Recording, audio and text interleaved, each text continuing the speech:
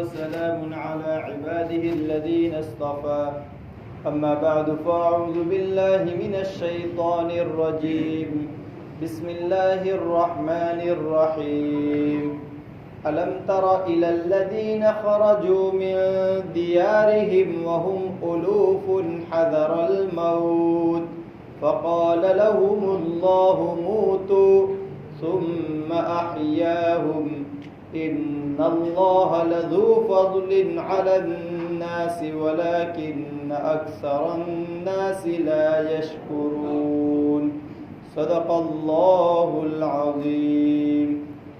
درود شریف.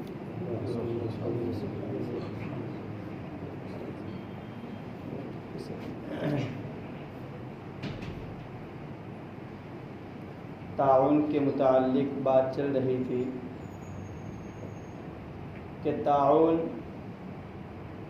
جس بیماری کی شکل میں بھی ہو، تو پہلا مضمون تو یہ تھا کہ خدا کی رحمت ہے کہ عذاب ہے. اب اگر اس کو عذاب مان لیا جائے یا یہ کہ ایمان والوں کے حق میں خصوصی طور پر رحمت مانا جائے، تو اس کے پھیلاؤ کے، تعاون کے آنے کے اسباب کیا کیا ہے؟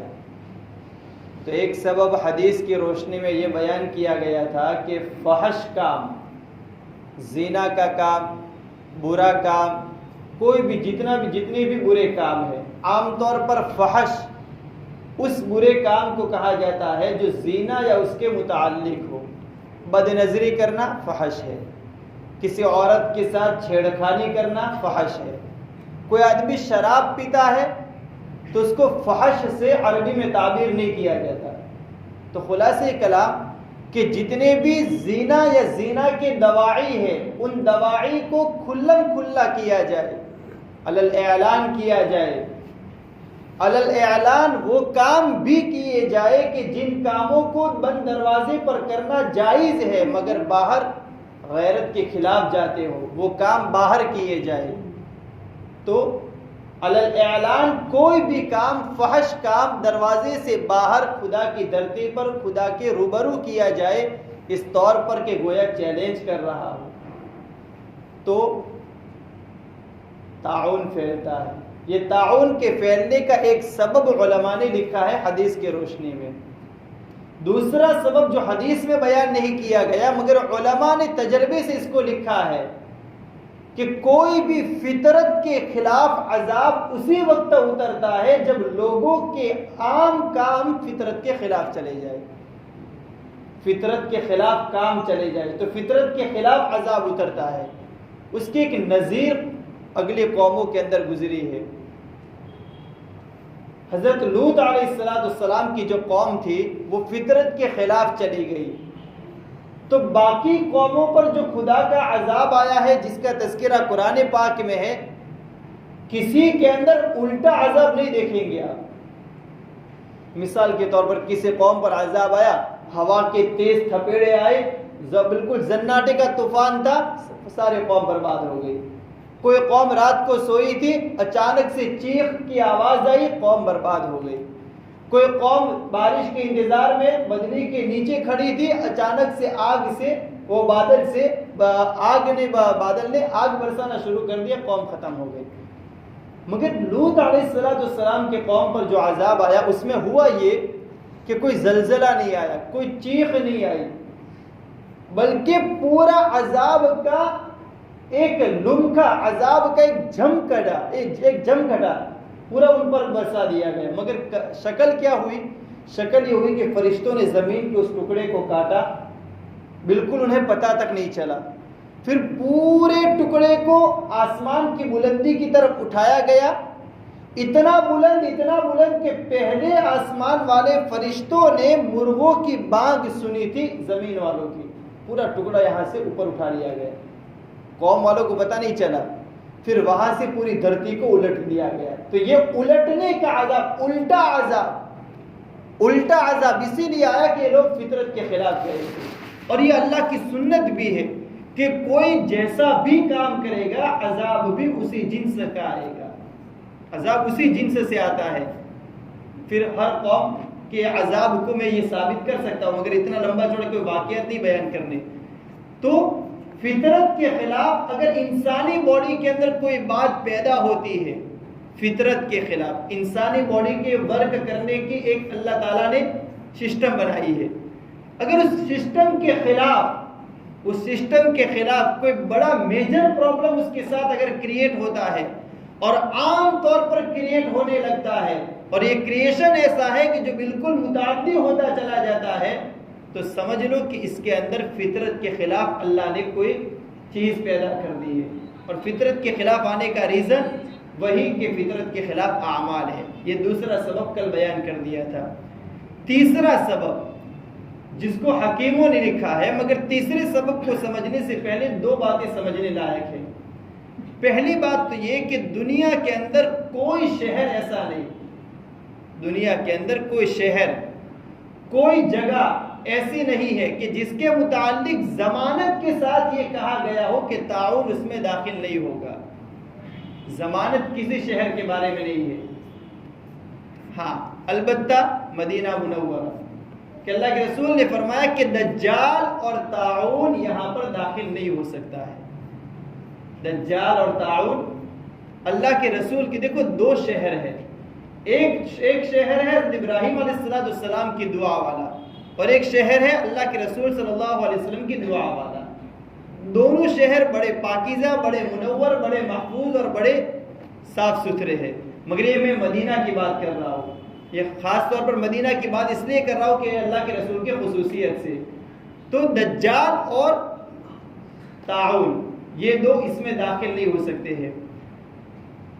پھر اس کے بعد ایک اور حدیث سمجھو کہ اللہ کے رسول صلی اللہ علیہ وسلم نے باقاعدہ جو کفار مکہ تھے، عتبہ بن شیبہ، شیبہ بن ربیعہ وغیرہ وغیرہ، ان لوگوں کے خلاف جو بددعا دی ہے، جو بددعا کی ہے، وہ بددعا یہ کی ہے کہ اللہ ان کو برباد کر دے، اس لیے کہ انہوں نے ہمیں مجبور کیا صاف ستھری زمین سے وبا والی زمین کی طرف ہجرت کرنے پر. اب ظاہری بات ہے کہ صحابہ ہجرت کر کے گئے کہاں پر تھے؟ مدینہ منورہ گئے تھے مکہ مکرمہ سے. تو مکہ مدینہ منورہ کو اللہ کے رسول نے اس دعا کے اندر وبا والا شہر کہا ہے کہ وبا والے شہر کی طرف ان لوگوں نے ہمیں مجبور کیا. تو اس کو پہلے سمجھ لو، کیونکہ عام طور پر یہ بات لوگوں کو پتہ نہیں ہوتی ہے. تو پھر نفس وبائی مرض کا لوگ انکار اس لیے کرتے ہیں کہ اللہ کے رسول نے کہا کہ یہ بیماری تو تعاون تو جا نہیں سکتا ہے، فلاں بیماری کورونا وہاں پر گئی ہے، لہذا کورونا ایک ڈرامہ ہے.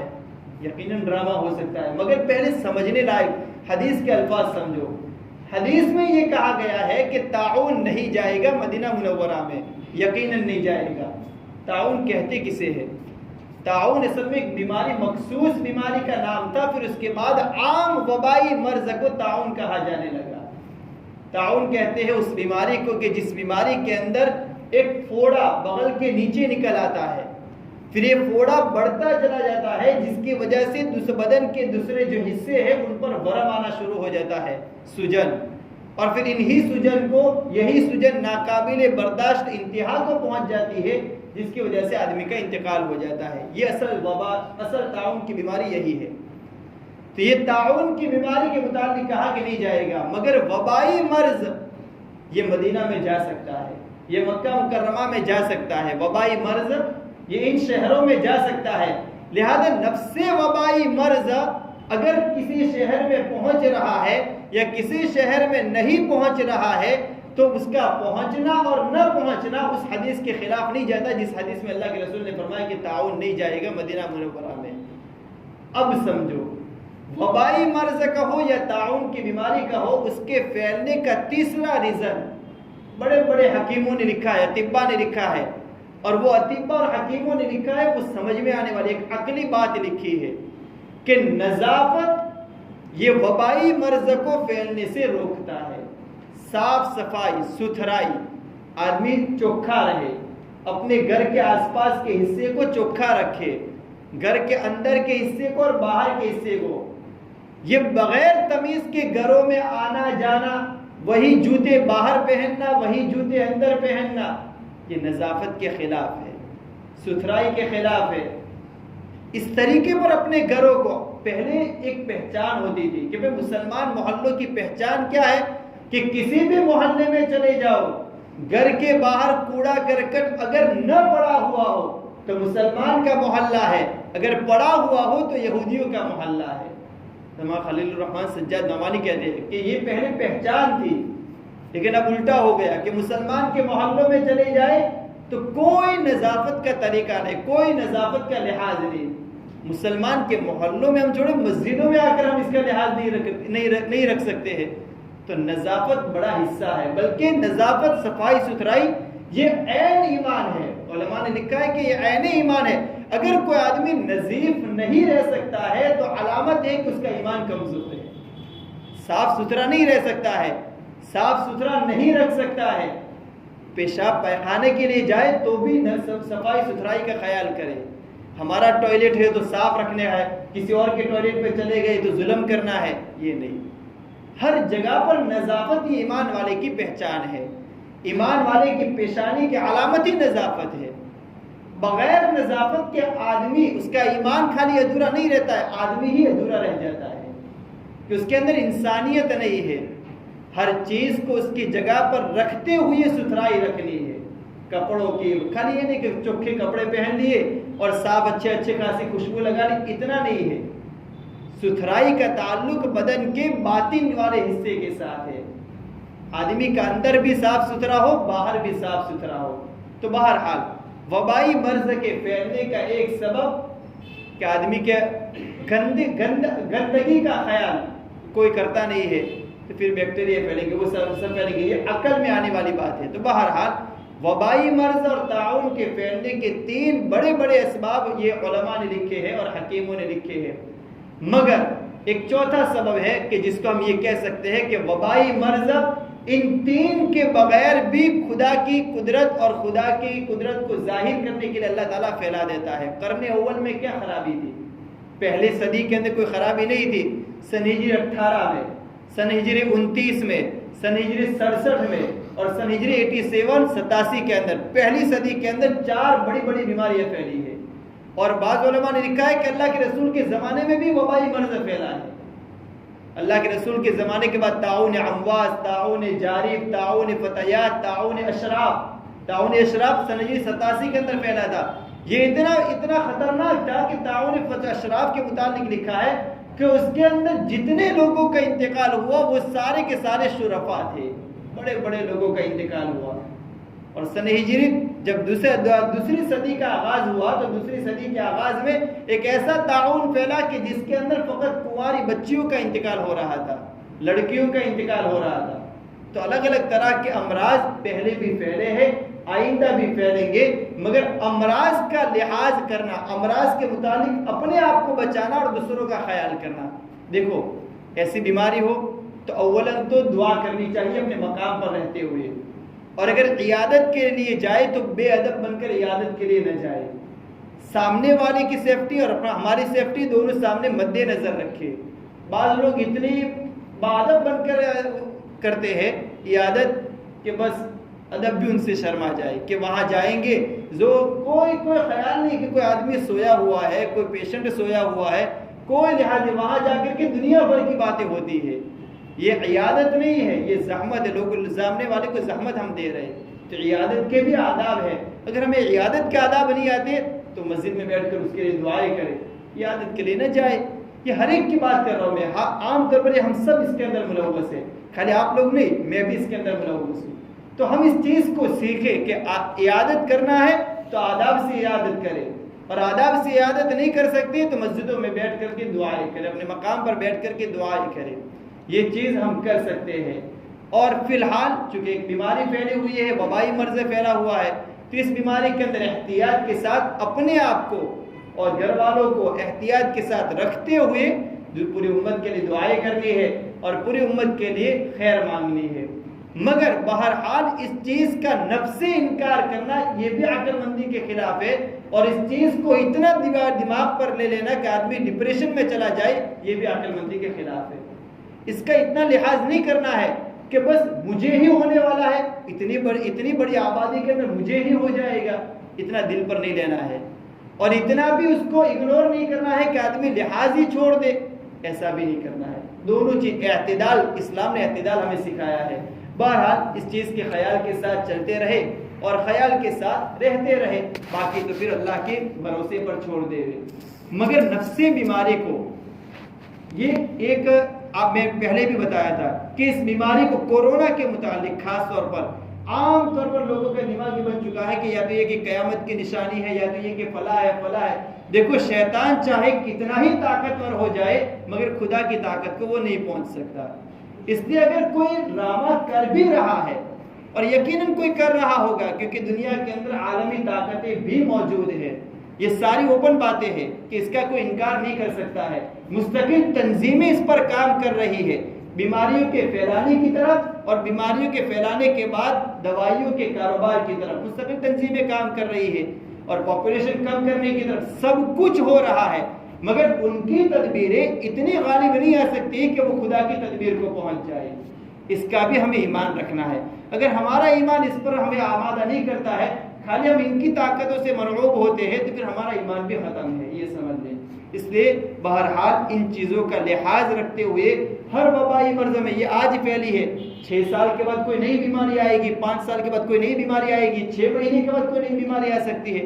یہ سب کچھ ہوتا رہے گا. اور یہ بیماریاں جب آئے گی ایک مرتبہ، تو جب تک ان کا علاج لوگوں کے دلوں پر اللہ تعالیٰ ملہم نہیں کر دے گا تب تک یہ بیماریاں نہیں جانے والی، چاہے 5 سال ہو جائے 10 سال ہو جائے. مگر ان بیماریوں کے ساتھ ہمیں جینے کی عادت لگانا ہے اور ان بیماریوں کے ساتھ آگے بڑھتے رہنا ہے.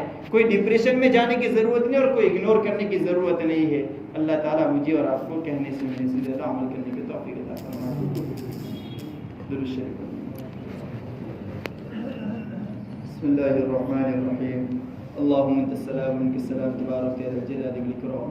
اللهم انا نسالك الهدى والتقى والعفاف والغنى. اللهم ادفع عنا البلايا والفتن والطواعين والاوبياء. اللهم ادفع عنا البلايا والفتن والطواعين والاوبياء. اللهم ادفع عنا البلايا والفتن والطواعين والاوبياء. اللهم اشفنا واشف مرضانا واشف مرضى المسلمين. وصلى الله تعالى على خير خلقه وعلى اله وصحبه اجمعين.